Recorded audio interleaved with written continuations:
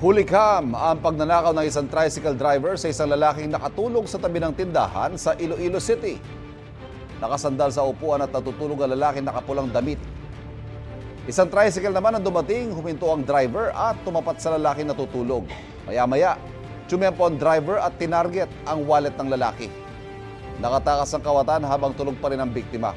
Base sa investigasyon, laman daw ng pitakan ng lalaki ang 5,000 pisong ipon na ipambibili sana ng pedicab. Ayon sa barangay captain, hindi taga roon ang salarin. Wala pang formal na reklamong biktima sa pulisya. Kapuso, huwag magpapahuli sa latest news and updates. Mag-iuna ka sa balita at mag-subscribe sa YouTube channel ng GMA Integrated News.